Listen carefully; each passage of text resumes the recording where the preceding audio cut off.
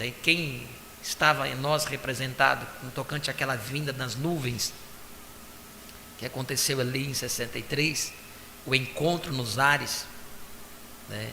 E quando nós lemos aqui no livro das Eras, ela estava dizendo uma coisa, e quando nós fomos no original, na mensagem total, onde o profeta estava nos dizendo, ali ele disse, realmente, a sua segunda vinda não seria aquele encontro nos ares na terceira vinda, porque na terceira vinda ele vem rei e rainha, não seria a segunda vinda, e isso não seria a terceira vinda, esse encontro nos ares. Então onde se dá esse encontro nos ares? Porque ele já veio.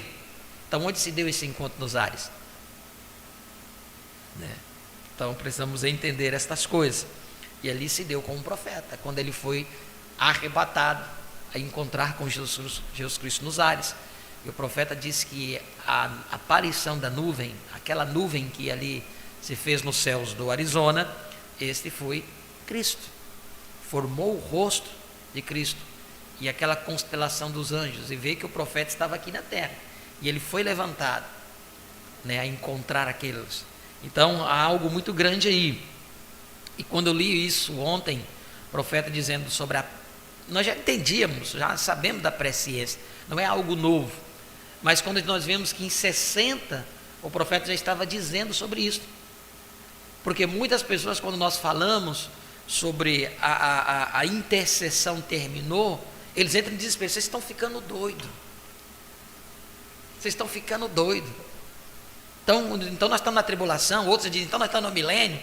Eles não conseguem compreender aquilo que nós lemos ontem. A gente vê que estava ali. A intercessão continua. Você pode ver através de quem? Através de cada um de nós. A intercessão para o mundo acabou, mas ela continua, como acabamos de cantar, através do sangue em cada um de nós. Porque uma pessoa que você nunca conheceu, e Deus coloca algo na mão dela para que ela possa fazer algo para você, e ela vai receber o que através disso? Lá diante do trono branco, pode receber vida eterna, pelo copo de água que ela tenha te dado. Olha, o profeta diz, aqueles que estarão condenados para sempre, serão lançados no lago de fogo, foram por quê? Falharam em honrar, né, aqueles que tinham a palavra manifestada do dia. Isso foi tremendo, irmãos. Então a graça e a misericórdia é estendida através de cada um de nós aqui nesta terra, para o mundo. A graça e a misericórdia hoje é estendida através de cada um de nós.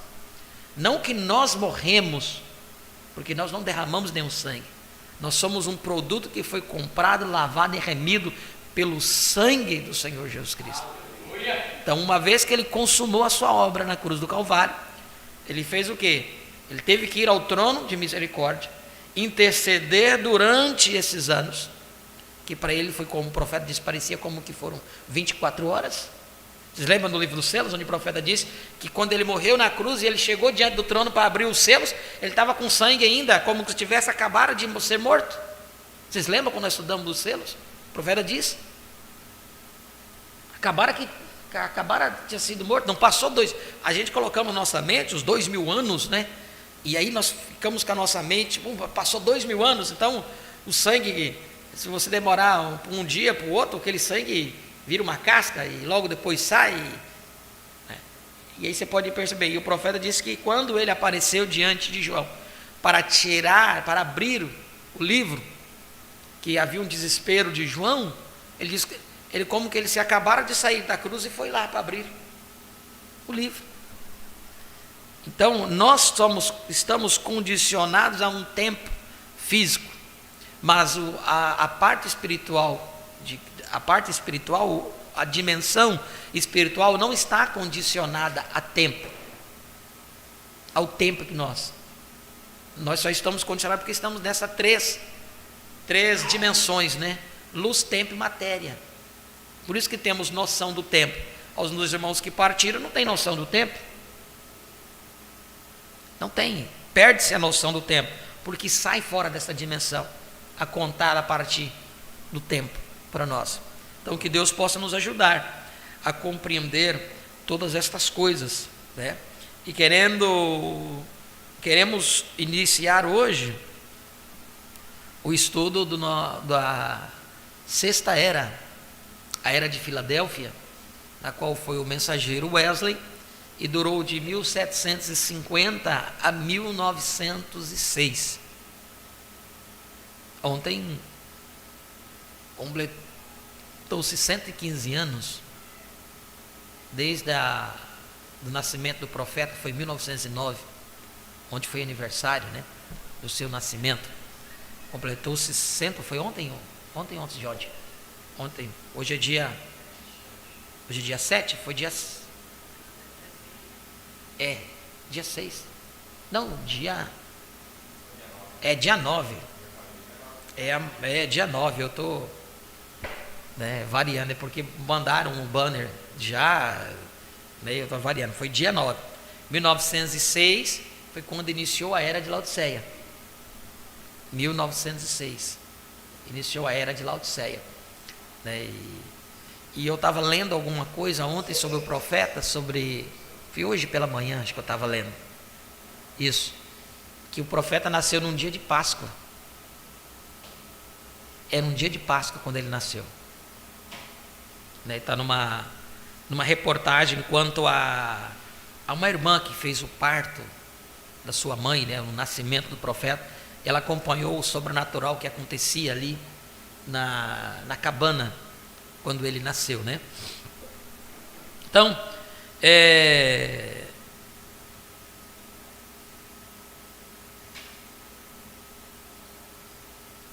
foi 6 de abril, o nascimento do profeta foi dia 6 de abril. É isso mesmo. No ano 1909, não foi dia 9. No ano de 1909. Foi isso mesmo, foi ontem. O nascimento do profeta, dia 6 de abril de 1909. 1906 foi quando iniciou a era de Laodiceia. Então, só refrisando aí que eu dei uma escorregada aqui na data, na cabeça. Mas tá bom. Irmãos, a essência desta era, a era de Filadélfia, foi a piedade. Eu buscando a tradução da piedade, o que piedade significa? Piedade significa devoção, amor ao sofrimento alheio, ao sofrimento do outrem. Então, quando você se compadece, compaixão pelo sofrimento do outrem, então isto se traduz com o nome de piedade. Também tem no significado de piedade uma comisseração. Então, o que é a comisseração? É um sentimento de piedade. Então, estão interligados, comisseração e piedade. Sentimento. Dentro dessa palavra piedade, o profeta faz um significado espiritual assim, um pouco maior. Ele fala que a verdadeira piedade é fazer a vontade de Deus. E aí ele cita o exemplo de Jesus chegando no tanque de Betesda, que tinha milhares de pessoas enfermas. Isso. Ele só curou um. Então, assim, no dicionário Webster, na nossa tradução da língua portuguesa, fala piedade, devoção, amor pela religiosidade. Olha, tá lá, amor pela religiosidade, comisseração, dó e misericórdia. Mas como o irmão Renato estava relembrando aqui, que o profeta colocou que a verdadeira piedade, né, está ali como um exemplo que Jesus entrou no poço, ali ao lado do poço de Betesda, no tanque de Betesda, e tinha milhares ali doentes, mas ele só curou um. O profeta pôde dizer, quando ele citou isso, ele até disse assim, mas que homem, né? Ele tinha todo o poder, por que ele, tanto aqueles ali, por que ele não curou? Mas ele disse que ele não podia fazer nada se o Pai não lhe mostrasse primeiro. Tinha que haver algo para que mostrasse que realmente aquilo era necessário para que Cristo pudesse se mover. Assim também é nós. Hoje nós olhamos tantas pessoas enfermas. Às vezes tem irmãos que pensam assim, fulano está enfermo, nós vamos orar para você. Fulano está preso, nós vamos orar para você. Virou uma coisa religiosa.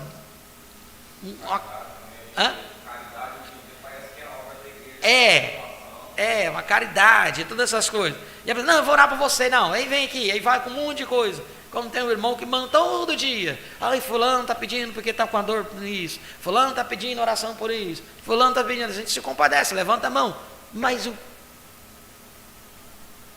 você não sabe qual o real objetivo daquilo. Você vai lutar contra os desígnios de Deus? Se até mesmo quando nós colocamos a entender que se nós vamos parar num hospital acamado, se for por algo que Deus tenha permitido chegar na sua vida, porque Ele quer mostrar algo para você, aí você quer tirar a pessoa de lá, enquanto Ele não cumpre o seu objetivo, enquanto Ele não purga alguma coisa que tem que purgar. Deus quer lhe retirar da terra, mas Ele tem que purgar, Ele não vai deixar para purgar nada do outro lado. Mas você acha, não, aí aquele espírito da religiosidade, da religião, não, porque nós vamos orar e Deus vai ter que curar. Não, Deus cura quem Ele quer, Deus move da quem Ele quer. Mas o profeta diz que tem que haver um fundo clamando fundo para que o outro fundo responda. Ele vai curar todo mundo? Não. Por que Ele não vai curar todo mundo? Porque nem todo mundo pode receber isso. Nem todo mundo pode receber isso. Hoje eu estava lendo algo da mensagem palestra missionária para 38, até mandei para o irmão Vilmar. O que o irmão Bruno diz ali? O irmão Bruno falou assim: às vezes você acha que você vai encontrar a pessoa distribuindo um folheto. Quando ele falou aquilo, porque a gente já fizemos muito trabalho evangelístico de distribuição de folheto, essa cidade aqui de casa por casa. E esse dia para trás eu estava comentando com isso. E na mensagem da palestra missionária, eu estava lendo um parágrafo hoje, 38, falou sobre isso. Não é isso. Como que você vai alcançar? Você pensa que você vai alcançar através desses programas e não é. Você tem que esperar de Deus. Deus tem que te guiar para você encontrar a semente eleita disso. Então, irmãos, entra tudo nós entendermos que dependemos completamente de Deus. Seja para cura, seja para libertação, seja para alcançar a semente eleita. Às vezes nós distribuímos tanto folhetos e às vezes está faltando, às vezes, um posicionamento nosso para alcançar o viver realmente do Evangelho, para alcançar o eleito, a semente predestinada. Tantas coisas dentro desta era, de Sardes, a era de Lutero, que nós aprendemos, que, irmãos, vai nos ajudar muito, nos ajudar a crescer espiritualmente falando. Amém? Vamos nos colocar de pé. Damos boas-vindas a todos os irmãos que já estão conectados conosco através da internet, Sejam todos bem-vindos em nome do Senhor Jesus Cristo.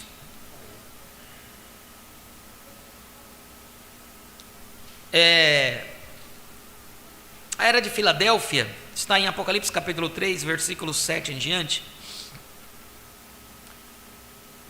E ao anjo da igreja que está em Filadélfia, escreve isto: diz o que é santo, o que é verdadeiro, o que tem a chave de Davi, o que abre e ninguém fecha, e fecha e ninguém abre. Conheço as tuas obras, e eis que diante de ti pus uma porta aberta, e ninguém a pode fechar, tendo pouca força. Guardastes a minha palavra, e não negastes o meu nome. Eis que eu farei aos da sinagoga de Satanás, novamente voltar aqui aos da sinagoga de Satanás. Eis que eu farei aos da sinagoga de Satanás, aos que se dizem judeus e não são, mas mentem, eis que eu farei que venham e adorem prostrado a teus pés, e saibam que eu te amo. Como guardastes a palavra da minha paciência, também eu te guardarei da hora da tentação que há de vir sobre todo o mundo, para tentar os que habitam na terra. Eis que venho sem demora, guarda o que tens, para que ninguém tome a tua coroa. A quem vencer, eu farei coluna no templo de meu Deus, e dele nunca sairá. E escreverei sobre ele o nome de meu Deus, e o nome da cidade do meu Deus, a nova Jerusalém, que desce do céu, do meu Deus, e também o meu novo nome. Quem tem ouvidos, ouça o que o Espírito diz às igrejas. Amém. Oremos. Maravilhoso e eterno Deus, obrigado, Pai, por essa manhã tão gloriosa que tem nos concebido de poder estar aqui na Tua presença, para tão somente ouvirmos a Sua voz, aprendermos um pouco mais da Sua santa palavra. Derrame sobre cada um de nós, ó Pai, a porção que cada um de nós temos necessidade e viemos buscar. Abençoe a cada um dos Teus filhos que aqui estão, como aqueles que estão conectados conosco através da internet, ó Pai. Que a Tua graça e a Tua misericórdia possa ser resplandecida através de cada um de nós, ó Pai. Esta é a nossa oração e o nosso pedido, em nome de Jesus Cristo. Amém e amém. Podeis assentar, vamos ouvir um louvor. Malda vai cantar?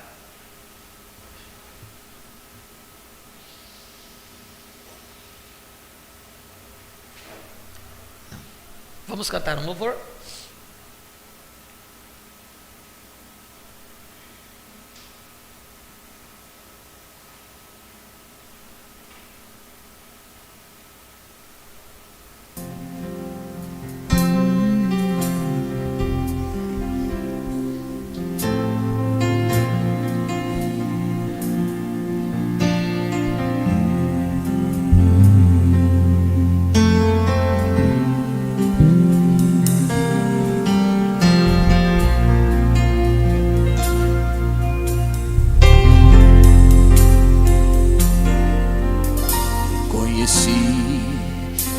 Parente redentor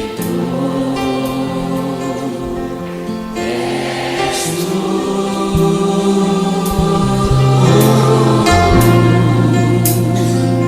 havia outro mais próximo, mas foste o único que desejou viver de mim. Eu te agradeço. Reconhecemos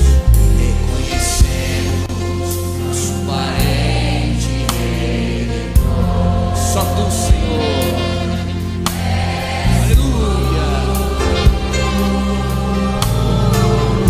Glória a Deus. Havia outro mais próximo, mas foste o único que desejou nos ver de mim. Amém, aleluia. Tu és um milagre, és um milagre em nossas vidas.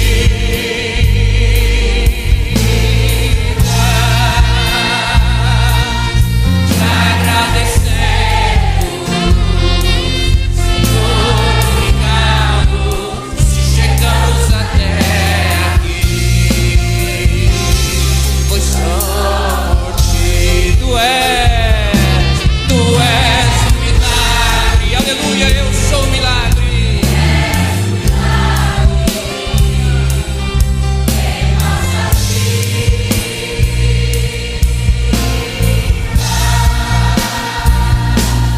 te agradecemos, Senhor, obrigado, e chegamos até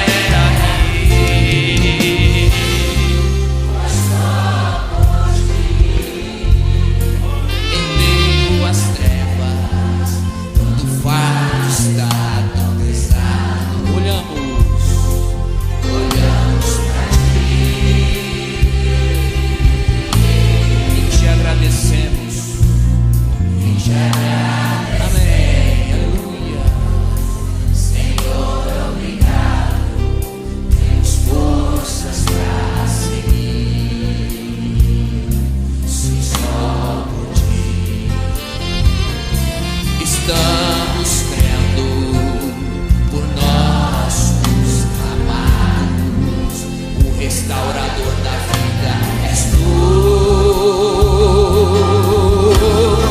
e te agradecemos,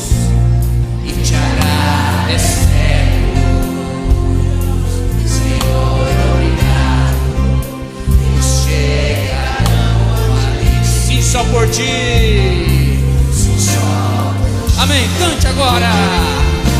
Tu és um milagre, és um milagre.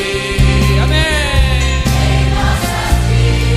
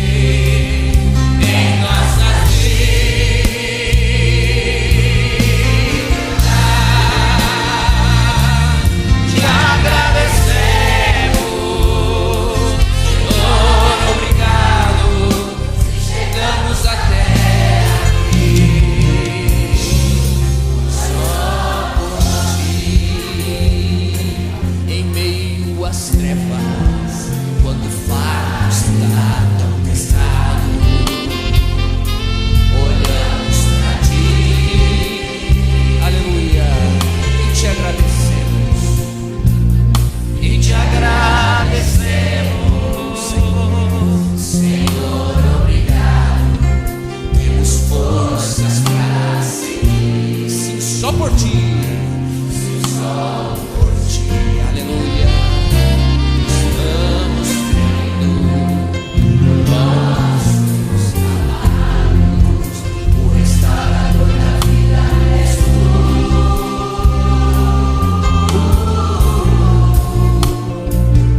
E te agradecemos, Senhor, obrigado. Eles chegarão ali. Se só por ti. Então canta, tu és o milagre. Tu és o milagre. És o milagre. Aleluia. Em nossas vidas.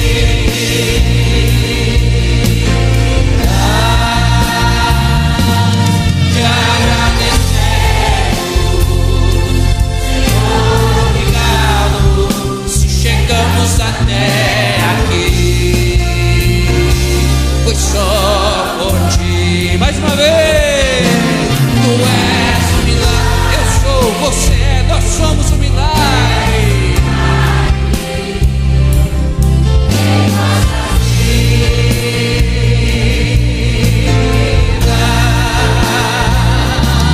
Te agradecemos, Senhor, obrigado. Chegamos até aqui, foi só por ti.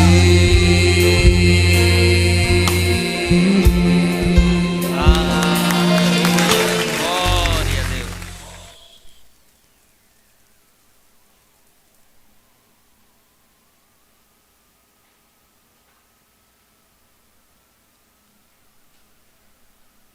Nós estamos falando, ou iniciaremos, né? Falar da Era de Filadélfia, capítulo 8 do livro Uma Exposição das Sete Eras. Apocalipse capítulo 3, versículos 7 ao 13, diz: E ao anjo da igreja que está em Filadélfia escreve: isto diz o que é santo, que é verdadeiro, que tem a chave de Davi, que abre e ninguém fecha, fecha e ninguém abre. Eu sei as tuas obras, eis que diante de ti pus uma porta aberta e ninguém o pode fechar, tendo pouca força, guardastes a minha palavra e não negastes o meu nome. Eis que eu farei aos da sinagoga de Satanás, aos que se dizem judeus e não são, mas mentem, eis que eu farei que venham e adorem prostrados a teus pés e saibam que eu te amo. Como guardastes a palavra da minha paciência, também eu te guardarei da hora da tentação que há de vir sobre todo o mundo, para tentar os que habitam na terra. Eis que venho sem demora. Guarda o que tens, para que ninguém tome a tua coroa.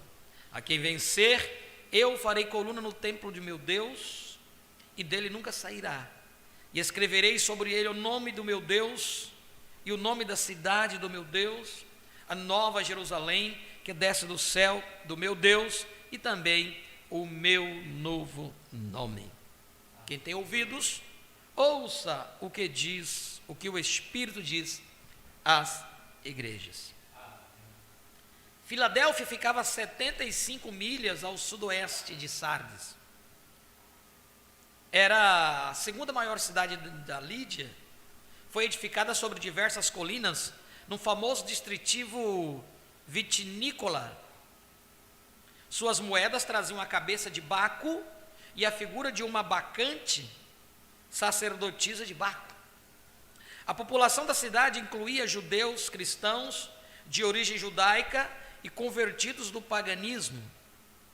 A cidade sofria frequentes terremotos e, no entanto, sua duração foi a mais longa das 7 cidades do Apocalipse. De fato, a cidade ainda existe sob o nome turco de Alaşehir, ou Cidade de Deus. A cunhagem das moedas sugere que a deidade da cidade fosse Baco. Ora, Baco é o mesmo Ninos. ou Nimrod, ele é o lamentado, embora a maioria pense nele em termos de orgia e embriaguez. Que esclarecimento isso traz às nossas mentes? Aqui está uma moeda com o Deus num lado e uma sacerdotisa ou profetisa no outro. Atire ao ar uma moeda, importa a maneira como ela cai? Não, Senhor, ainda assim é a mesma moeda. Esta é a religião romana de Jesus e Maria. Porém, não estamos pensando somente em Roma. Não há somente a grande prostituta. Certamente que não, porque ela, através de suas fornicações, tornou-se mãe. Suas filhas agora são moedas da mesma cunhagem. Ali, num lado da moeda, eles redigiram uma adoração a Jesus, e no outro lado, eles têm sua sacerdotisa ou profetisa também, e ela escreve seus credos e dogmas e princípios e vende-os às pessoas em troca de salvação, insistindo que ela e somente ela tem a verdadeira luz. Quão extraordinário é o fato de que esta era é caracterizada pela moeda, porque a mãe e suas filhas estão todas comprando sua passagem para o céu. Dinheiro e não sangue é o preço da compra. Dinheiro e não o espírito é o poder que os move para frente. O Deus minúsculo deste mundo, Mamon, cegou-lhes os olhos. Porém, seus comércios sob o domínio da morte em breve findarão, porque esta é a era em que o Espírito clama: eis que venho sem demora. Ora, vem sem demora, Senhor Jesus. A era da igreja de Filadélfia durou de 1750 até cerca de 1906. Esta era, devido ao significado do nome da cidade, tem sido chamada de a era do amor fraternal, visto que Filadélfia significa amor de irmãos. O mensageiro desta era foi sem dúvida John Wesley. John Wesley nasceu em Epworth em 17 de junho de 1703 e foi um dos 19 filhos nascidos de Samuel e Susana Wesley. Seu pai foi capelão na igreja da Inglaterra, porém é mais do que provável que a conversão religiosa da mente de João foi mais baseada na vida exemplar de sua mãe do que na teologia de seu pai. João foi um brilhante erudito. Foi enquanto ele estava em Oxford que ele e Carlos tornaram-se parte de um grupo que era espiritualmente exercitado em adorar, com base em viver experimentalmente a verdade, em lugar de fazer da doutrina o seu padrão. Eles redigiram um guia espiritual de obras, tais como dar aos pobres, visitar os enfermos e os presos. Por isso eles foram chamados de metodistas e de outros títulos irrisórios. Ora, João estava suficientemente imbuído por sua visão da necessidade de religião para os povos do mundo, que ele foi para a América, Geórgia, como missionário entre os índios. A caminho de lá, ele descobriu que muitos dos passageiros do navio eram morávios. Ele ficou profundamente impressionado por sua mansidão, paz e coragem em todas as circunstâncias.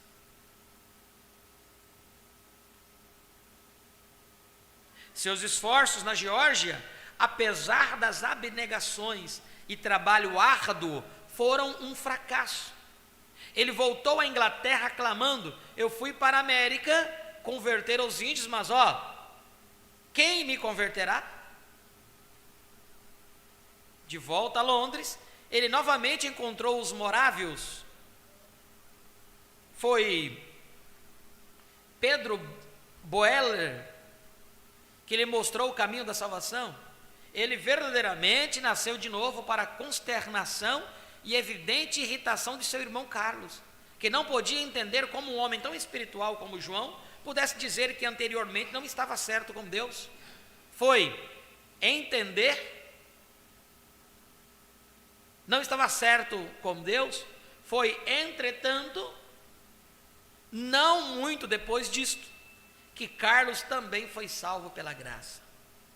Wesley então começou a pregar o evangelho naqueles púlpitos em Londres, aos quais ele tinha acesso anteriormente, mas logo eles o expulsaram.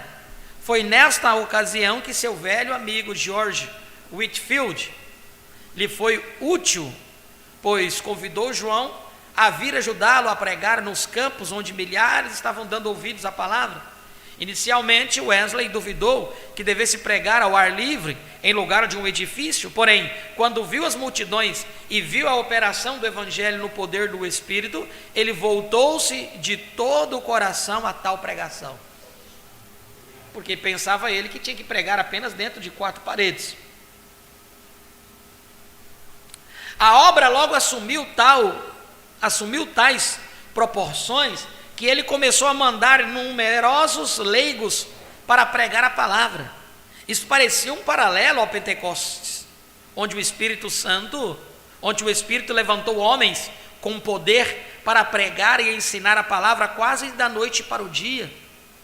Houve violenta oposição ao seu trabalho, porém, Deus estava com ele. A operação do Espírito era poderosamente manifestada e frequentemente um grande espírito de convicção se apoderava das pessoas, tirando as suas forças, e elas caíam no chão, chorando com grande angústia pelos seus pecados. Wesley era um homem extraordinariamente forte. Ele conta a respeito de si mesmo que não se lembrava de ter sentido desânimo nem sequer por 1/4 de hora desde que nascera.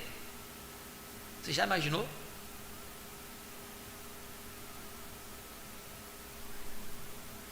Ele conta a respeito de si mesmo que não se lembrava de ter sentido desânimo nem sequer por 1/4 de hora desde que nascera. Ele não dormia mais do que 6 horas por dia, levantava-se a tempo de começar a pregar às 5, praticamente a cada dia do seu ministério. Pregava até 4 vezes num único dia, de modo que em um ano ele fazia em média mais de 800 sermões. Ele viajava várias milhares de milhas, tal como faziam seus pregadores itinerantes que levavam o evangelho por toda a parte.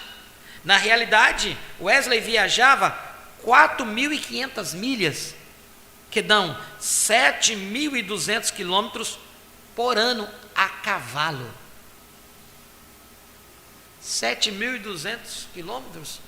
Eu fui daqui em São Paulo de carro, deu 6.000 quilômetros.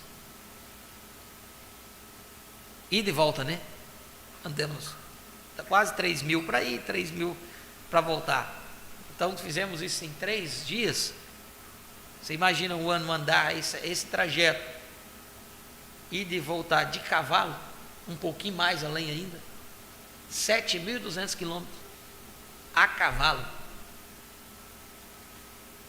Na realidade, Wesley viajava 4.500 milhas, 7.200 quilômetros por ano a cavalo. Ele era um crente no poder de Deus e orava pelos enfermos com grande fé e maravilhosos resultados. Muitas de suas reuniões receberam a manifestação dos dons espirituais. Wesley não era a favor da organização. Seus associados, sim, tinham uma sociedade unida, que era uma companhia de homens, tendo a aparência de piedade, buscando a eficácia dela. unidos a fim de orarem juntos para receber a palavra de exortação e para cuidar um dos outros em amor, de forma a poderem ajudar uns aos outros a operar sua salvação. O único requisito dos que entravam era que deviam ser dos que tinham desejo de fugir da ira futura e ser salvos dos seus pecados. À medida que o tempo passou, eles formularam um conjunto rigoroso de regras a serem usadas na autodisciplina para o bem de suas almas. Wesley reconheceu que após a sua morte, o movimento poderia ser organizado e o Espírito de Deus deixá-los de uma forma morta. Certa vez ele comentou que não temia que o nome metodista deixasse a terra, mas que o Espírito pudesse alçar seu voo. Durante sua vida, ele poderia ter adquirido vasta riqueza, mas não o fez. Seu dito favorito sobre o assunto de dinheiro era: consiga tudo o que puder, poupe tudo o que puder e dê tudo o que puder. Quão estranho seria para Wesley voltar e ver a denominação que leva o nome de metodista hoje. Eles são ricos, imensamente ricos, porém está faltando a vida e o poder de John Wesley. Também deve ser mencionado que Wesley nunca desejou edificar uma obra sobre uma base denominacional ou sectária. Embora fosse um arminiano em suas crenças, ele não queria separar-se dos irmãos por motivo de doutrina. Ele foi um bom candidato para Tiago. Ele baseou sua vida eterna em fé e obras, ou seja, o viver a vida, em vez de simplesmente aceitar um credo ou uma declaração doutrinária. John Wesley morreu com a idade de 88 anos, tendo servido a Deus como poucos homens se atreveriam até mesmo pensar que pudessem. Apocalipse capítulo 3, versículo 7: e ao anjo da igreja que está em Filadélfia escreve: isso diz o que é santo, o que é verdadeiro, o que tem a chave de Davi, o que abre e ninguém fecha, e fecha e ninguém abre. Oh, quão belas são estas palavras, quão majestoso é até mesmo o som delas. Quão emocionante pensar que todos esses atributos podem ser aplicados a uma única pessoa. Quem ousaria dizer tais coisas a respeito de si mesmo, senão Jesus Cristo, o Senhor da glória? Eu creio que a chave para interpretar exatamente o que cada uma dessas frases maravilhosamente descritiva significa, encontra-se no versículo 9: eis que eu farei das sinagogas de Satanás aos que se dizem judeus e não são, mas mentem.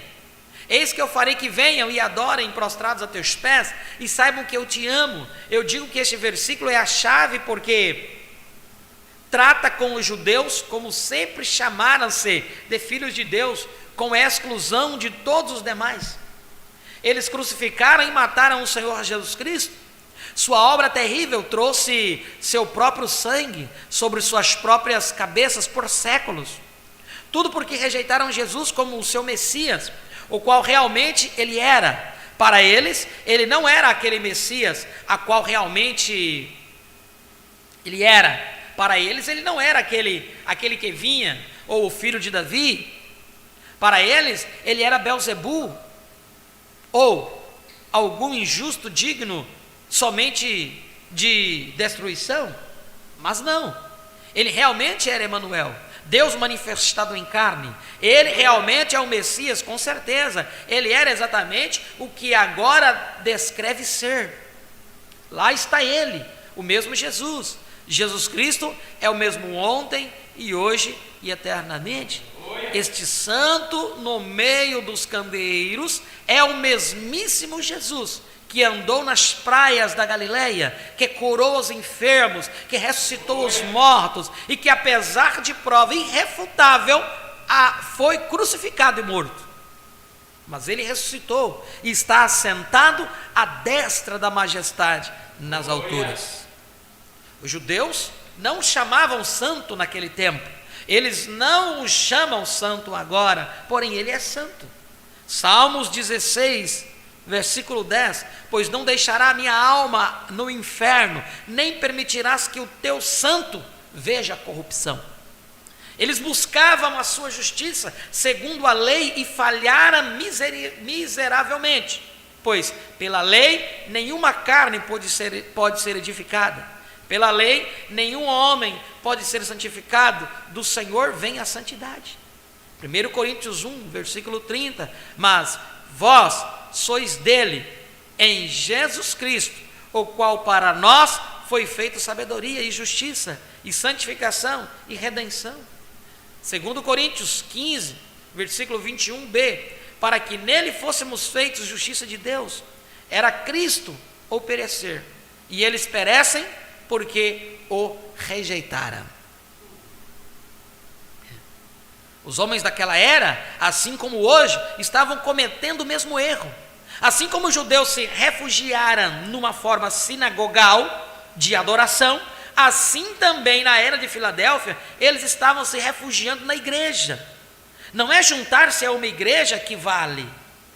A vida não está na igreja, a vida está em Cristo. Aleluia. E o testemunho é este, que Deus nos deu a vida eterna, e esta vida está em seu Filho. Quem tem o Filho tem a vida, quem não tem o Filho não tem a vida. O homem é santificado pelo Espírito.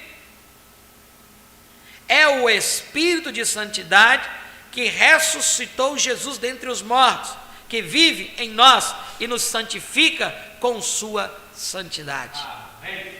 Lá está Ele, o Santo, e nós estaremos com Ele, vestidos em sua justiça, santos com sua santidade. Agora, esta é a sexta era. Aos olhos de Deus, o tempo está para terminar. Ele em breve estará voltando. Em breve o clamor sairá, enquanto Jesus vem.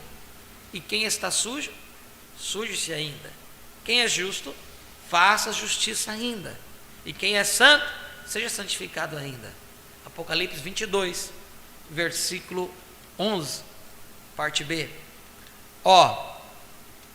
Eu estou tão contente que minha santidade não é de mim mesmo. Eu estou contente que estou em Cristo, com todos os seus maravilhosos atributos de justiça imputados, sim, concedidos a mim. Bendito seja Deus para sempre. Amém. Nossa santidade não é de nós, e sim de Cristo.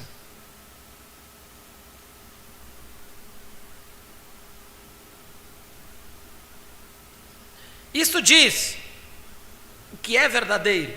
Ora, esta palavra verdadeiro é uma palavra muito maravilhosa. Não significa verdadeiro apenas no sentido que é oposto a falso. Expressa a realização perfeita de uma ideia em contraste com a sua realização parcial. Por exemplo, recordamos que Jesus disse em João capítulo 6, versículo 32, Moisés não vos deu o pão do céu, mas meu Pai vos dá o verdadeiro pão do céu.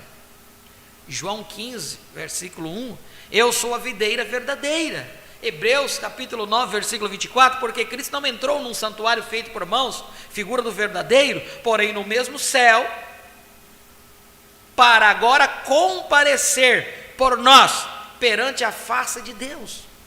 1 de João 2, versículo 8, porque vão passando das trevas e já a verdadeira luz alumia. Uma vez que esta palavra é expressa na realidade, realização perfeita em contraposição à ideia de realização parcial, como ilustrado nesses versículos, podemos agora compreender como nunca antes o antitipo confrontado com o tipo e a substância com a sombra. Tome o exemplo agora do maná proveniente do céu. Deus enviou do céu o pão dos anjos para Israel, mas aquele pão não satisfazia, servia apenas para um dia. Aqueles que o comiam ficavam novamente com fome no dia seguinte. Se fosse deixado por ali, ficava contaminado. Porém, Jesus é o verdadeiro pão do céu, do qual o maná era apenas um tipo, e se alguém comer desse pão que desceu do céu, nunca terá fome novamente. Aleluia. Não precisa voltar a comer de novo. No momento em que comeu, teve vida eterna. Aqui, na verdade, foi a realidade. Não é preciso mais uma sombra, não é preciso mais uma salvação parcial. Aqui está a totalidade dela, exatamente como Jesus não é uma parte de Deus, ele é Deus.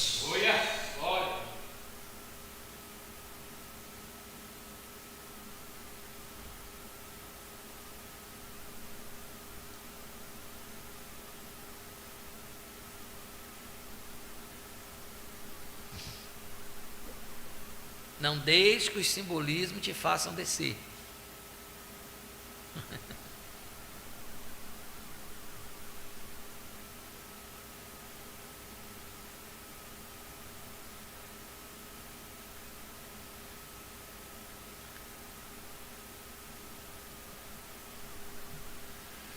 Ninguém podia negar que Israel tinha luz.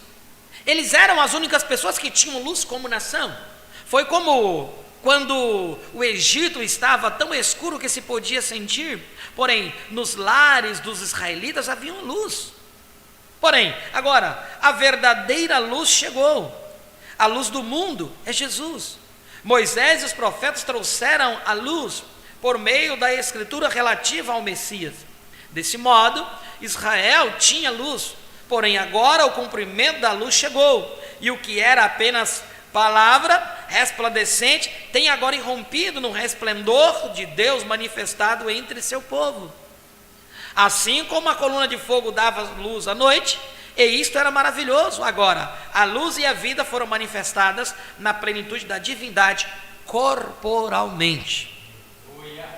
Israel costumava tomar a novilha vermelha e sacrificá-la sobre o altar para a remissão de pecados. Por um ano, os pecados do culpado eram cobertos. Porém, essa cobertura não podia tirar o desejo do pecado. Não era uma oferta perfeita. Era uma sombra até que o verdadeiro viesse. Assim, cada ano o homem sacrificava, a cada ano voltava, porque ele ainda tinha o mesmo desejo de pecar.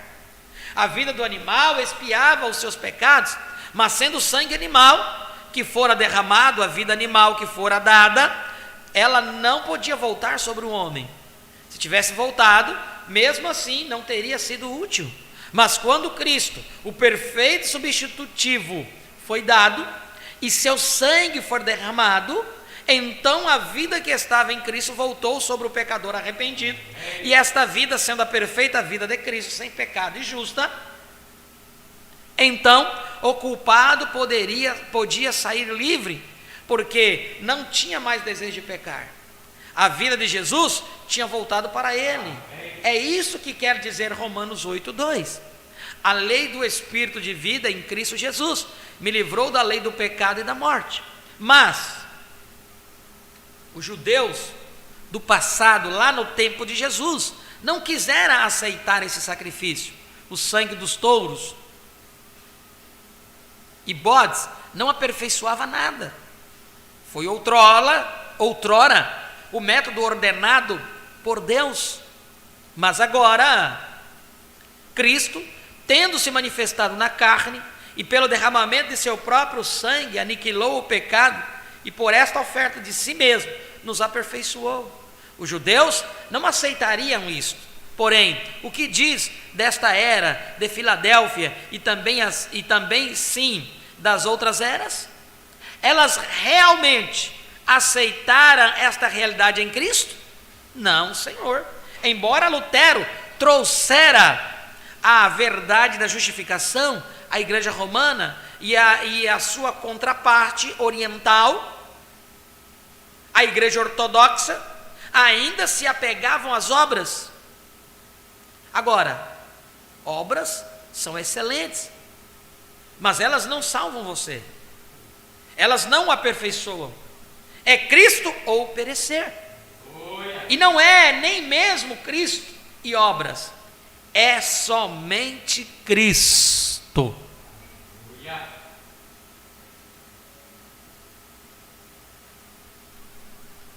Esta era deu início aos anos do arminianismo, que não crê em Cristo como uma realidade. Ele não canta nada senão o sangue, porque canta nada senão o sangue e minha própria conduta.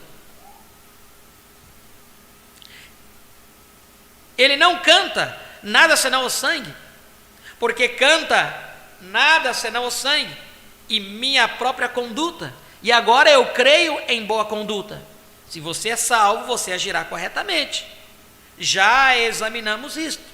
Mas deixe-me lhes dizer agora, a salvação não é Jesus e algo mais. É Jesus somente. Do Senhor vem. É Jesus somente. Do Senhor vem a salvação. Do princípio ao fim, ele vem totalmente de Deus. Que sua vida esteja em mim, que seja seu sangue que me limpe, que seja seu espírito que me preencha, que seja sua palavra no meu coração, a minha boca e minha boca, que sejam suas pisaduras que me sarem, que seja Jesus e somente Jesus, não pelas obras de justiça que eu tenha feito, não, Senhor, Cristo é minha vida. Amém. Eu sinto que poderia simplesmente falar sem parar dessas verdades, porém eu lhe darei mais um pensamento. É a respeito daquele hino maravilhoso que A. B. Simpson escreveu. Outrora era a bênção, agora é o Senhor. Outrora era o sentir, agora é a sua palavra. Outrora seu dom eu queria, agora o próprio doador. Outrora eu procurava por cura, agora somente Ele. Tudo em todos para sempre. Eu cantarei Jesus. Tudo em Jesus e tudo Jesus.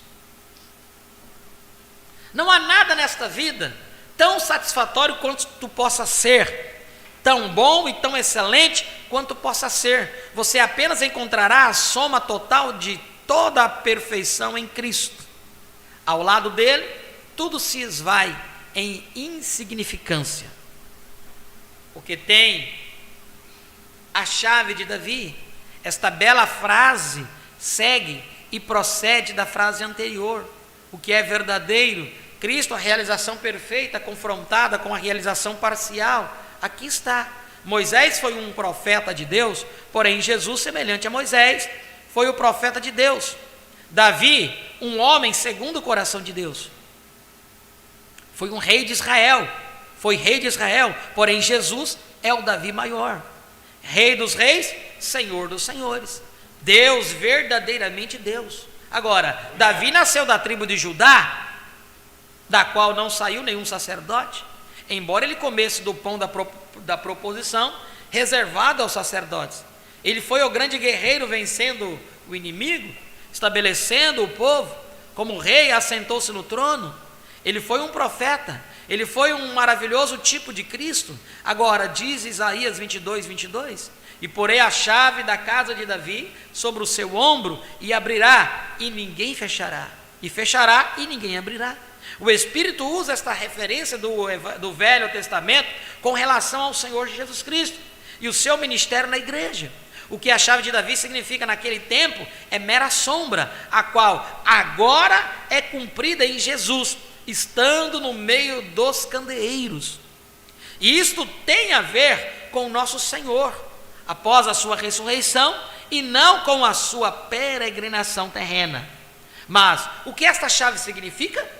A resposta encontra-se na posição da chave. Ela não está em sua mão, ela não está pendurada em seu pescoço, não está colocada nas mãos de outros homens.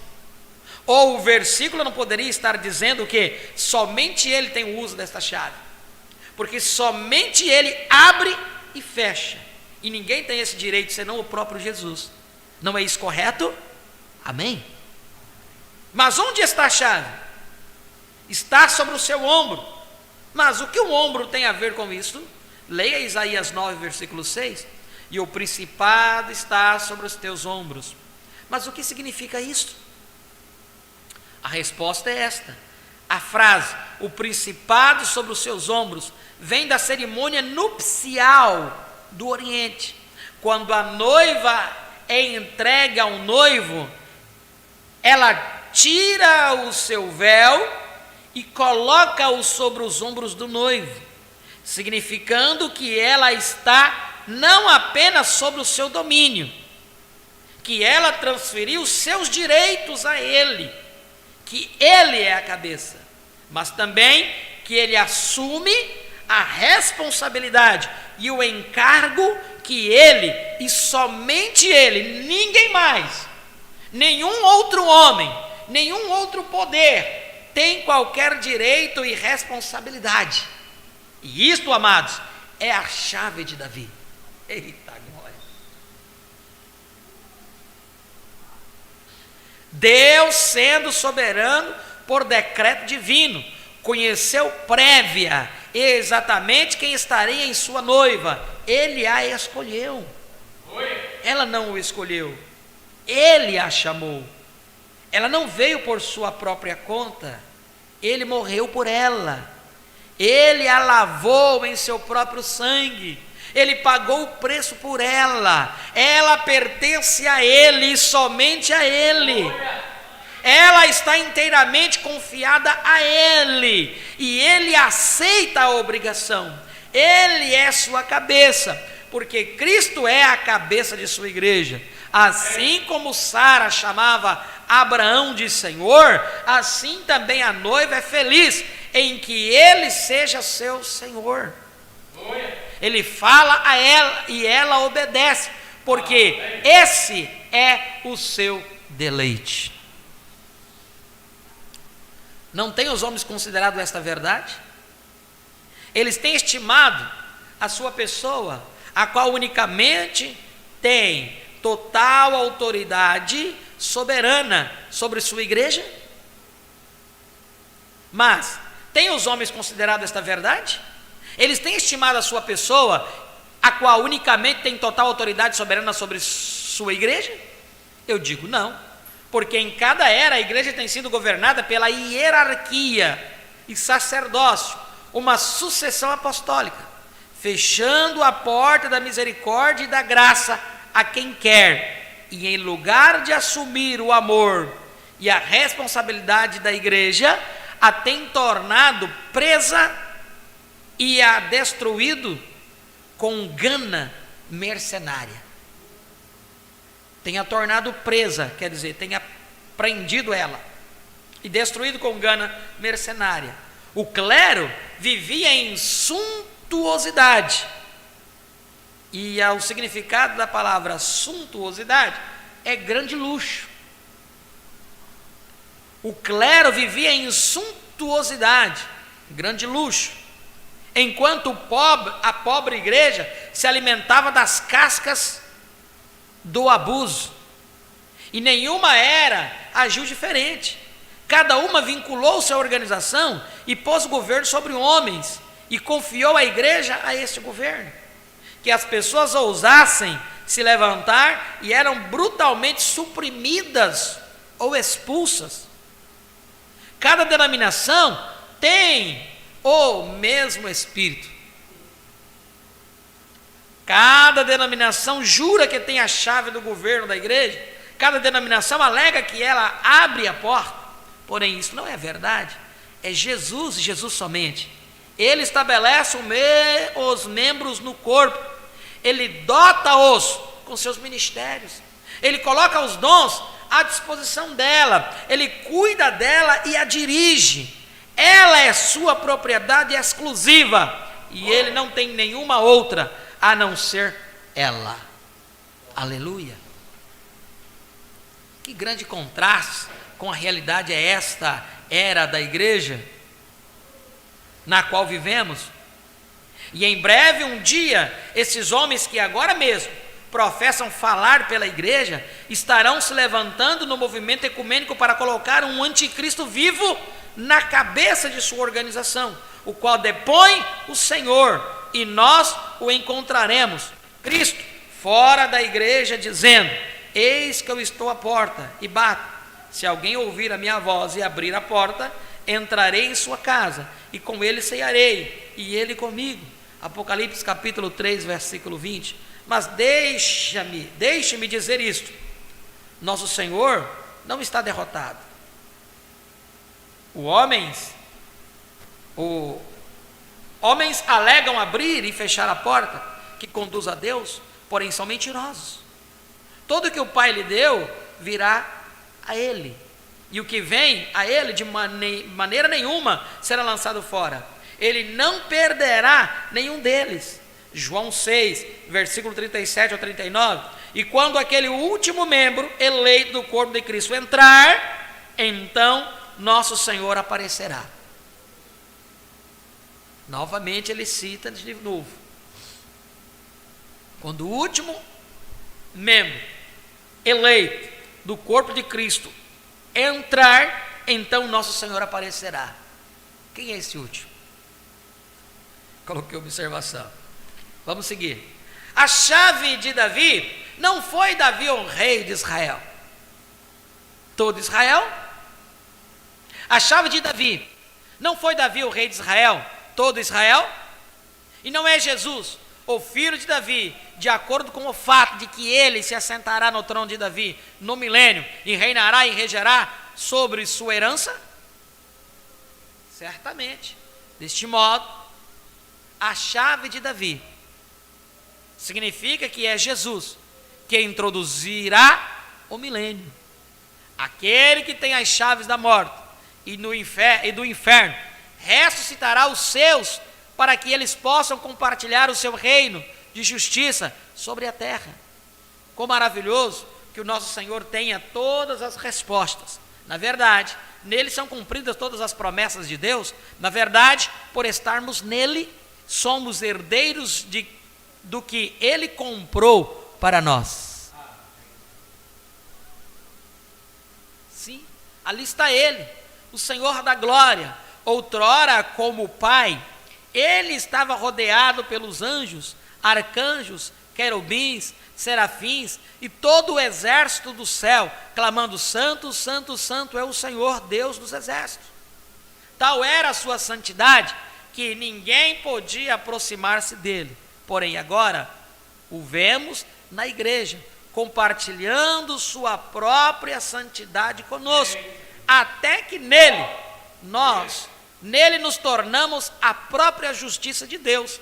Sim, ali está ele, Jesus, o perfeito em tudo, o lírio dos vales, a resplandecente estrela da manhã, o mais formoso dentre os milhares, o ômega, o alfa e o ômega, a raiz e a geração de Davi, o Pai, Filho e Espírito Santo, o tudo em todos. Isaías 9:6. Porque um menino nos nasceu, um filho se nos deu, e o principado está sobre os seus ombros, e o seu nome será Maravilhoso, Conselheiro, Deus Forte, Pai da Eternidade, Príncipe da Paz. Nele está o perfeito cumprimento, embora outrora não o estimássemos, agora o amamos com gozo inefável e glorioso. Ele se acha no meio da igreja, e nós cantaremos o seu louvor, porque ele, o poderoso conquistador, é a cabeça sobre a igreja, que é a sua noiva.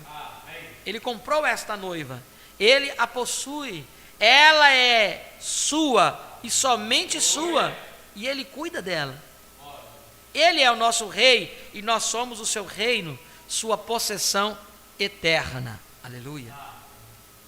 Agora, você recordará que no princípio do versículo 7, eu disse que o versículo 9 nos ajudaria a compreendê-lo.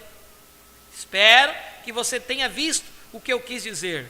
Jesus apresentou-se como o que é santo, verdadeiro, ou a única realidade, o que tem a chave de Davi, o que abriria e fechava, o que abria e fechava. E isto é exatamente verdade. Estas frases o descrevem perfeitamente, mas os judeus do seu dia o rejeitaram, e tudo o que ele era, eles rejeitaram,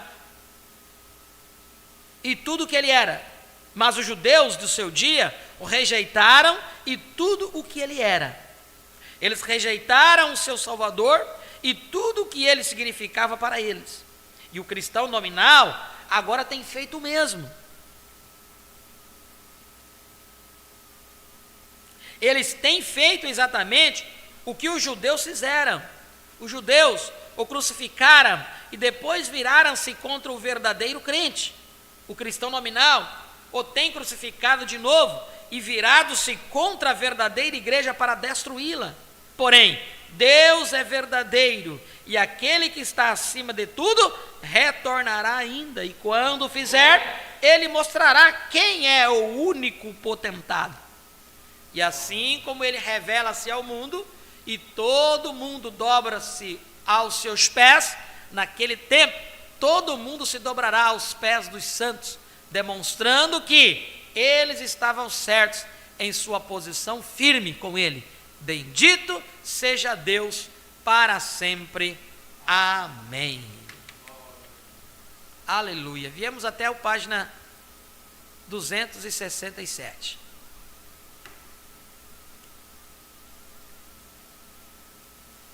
Iniciamos no 257, viemos até a página 267. O Senhor abençoe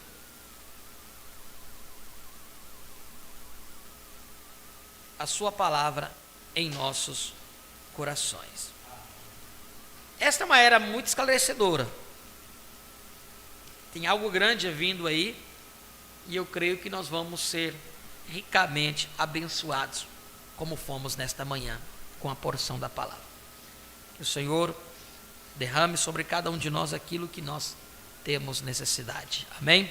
Feche os teus olhos neste momento. Pai, no nome de Jesus Cristo, nós te agradecemos, Senhor, pela tua bondade, pela tua infinita misericórdia, ó Deus bendito, pela porção que tu nos deste e servistes a cada um de nós nesta manhã. Muito obrigado, Pai. Nós te agradecemos por tudo e te pedimos, ó Pai, dai-nos um dia na tua presença, relembrando, ó Pai, daquilo que nós lemos e ouvimos aqui, ó Deus bendito, e que no entardecer possamos nos reunirmos novamente para ouvir a tua santa palavra. Esta é a nossa oração e o nosso pedido, Pai, em nome de Jesus Cristo. Abençoe a cada um dos nossos irmãos que estiveram aqui presentes, como aqueles que estiveram conectados conosco através da internet.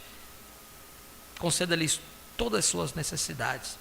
Esta é a nossa oração e o nosso pedido em nome de Jesus Cristo. Amém e amém. Nós vamos comunicar aos nossos irmãos que estiveram conectados conosco através da internet. Para nós sempre é uma honra e uma bênção ter a cada um de vocês aí do outro lado. Estiveram conectados conosco nosso irmão Jailson e toda a sua família, né, ali da Paraíba. Deus abençoe o irmão Jailson e toda a sua família aí na Paraíba. Irmã Keren Apuc, irmão Ronaldo, irmão Luiz, de Tangará da Serra, Mato Grosso. Deus abençoe nossos irmãos aí também. Irmã Marluz Santos e Eloá Kenara de Alto Paraíso. Deus abençoe também, irmã Marluz. Irmão Romeu Wiseman e irmão Wesley Wiseman também, conectado aqui de Ariquemes. Deus abençoe a todos os irmãos e aqueles que não conseguiram comunicar suas audiências, sintam-se todos abençoados em nome do Senhor Jesus Cristo. Um louvor e após o louvor já estaremos despedidos. No entardecer, a partir das 7 horas, já daremos sequência ao estudo desta mensagem, a Era de Filadélfia. Deus vos abençoe.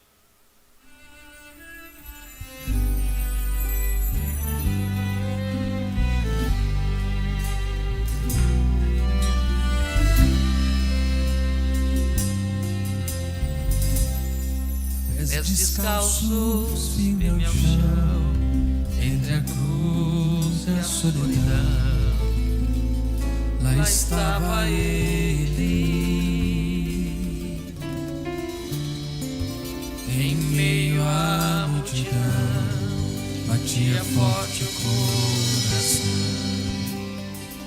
pra me dar perdão. Rejeitaram a Jesus, não quiseram aceitar. Quem falou de paz,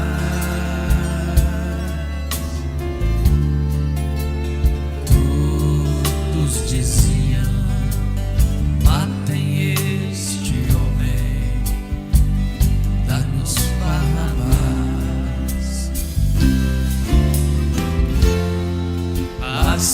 fico a pensar no que seria de mim se não fosse desse jeito. Qual forma pra encontrar ou maneira de achar que me desse o direito de ser feliz? Há muito tempo atrás quiseram Barrabás, agora eu digo, hoje eu quero Cristo. Hoje eu quero Cristo em minha vida, no meu ser. Hoje eu quero Cristo, pois com Ele vou vencer. Hoje eu quero Cristo, pois com Ele sou feliz. Hoje eu quero Cristo. Hoje eu quero Cristo em minha vida.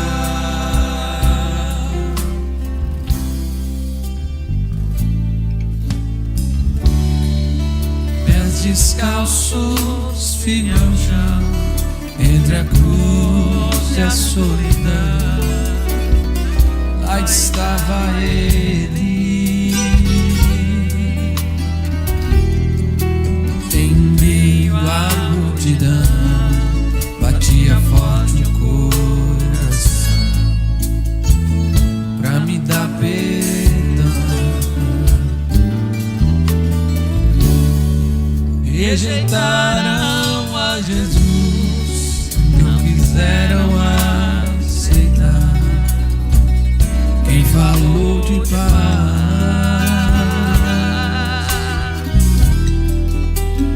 Todos diziam: matem este homem, dá-nos Barrabás.